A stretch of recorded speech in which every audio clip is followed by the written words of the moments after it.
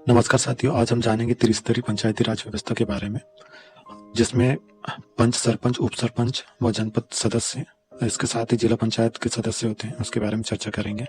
यह जमीन स्तर से जो है ग्राम पंचायत, जनपद पंचायत और जिला पंचायत से संबंधित होता है, जिसमें ग्राम पंचायत में 3 सदस्यों का प्रमुख रोल होता है। प्रथम होता है पंच, दूसरा होता है उप सरपंच और तीसरा होता है सरपंच।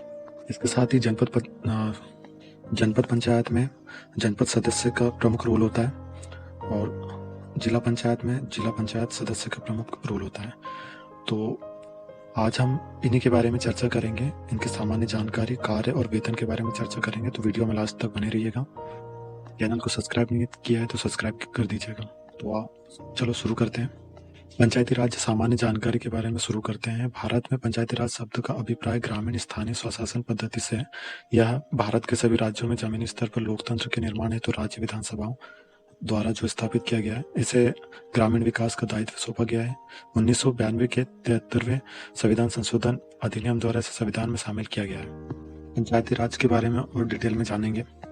24 अप्रैल 1993 भारत में पंचायती राज के क्षेत्र में एक महत्वपूर्ण पड़ाव था, क्योंकि इसी दिन संविधान का जो 73 संशोधन अधिनियम 1992, इसके माध्यम से पंचायती राज संस्थाओं को संवैधानिक दर्जा प्राप्त हुआ और इस तरह महात्मा गांधी के ग्राम स्वराज्य के स्वप्न को वास्तविकता में बदलने की दिशा में कदम बढ़ाया गया।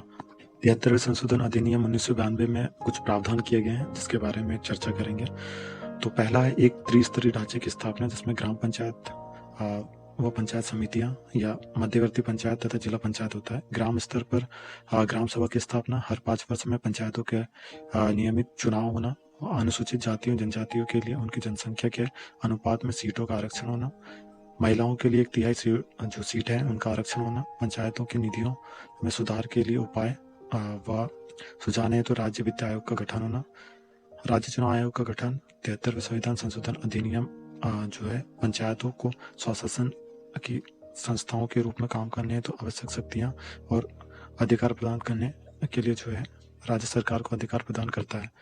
ये शक्तियां और अधिकार इस प्रकार हो सकते हैं। संविधान के 11वीं अनुसूचित जातियों जनजातियों के लिए उनकी जनसंख्या के अनुपात में सीटों का आरक्षण होना, महिलाओं के लिए 1/3 जो सीट है उनका आरक्षण होना, पंचायतों की निधियों में सुधार के लिए उपाय व सुझाने हेतु राज्य वित्त आयोग का गठन होना, राज्य चुनाव आयोग का गठन, 73वें संविधान संशोधन अधिनियम जो है पंचायतों को स्वशासन की संस्थाओं के रूप में काम करने हेतु आवश्यक शक्तियां और अधिकार प्रदान करने के लिए जो है राज्य सरकार को अधिकार प्रदान करता है।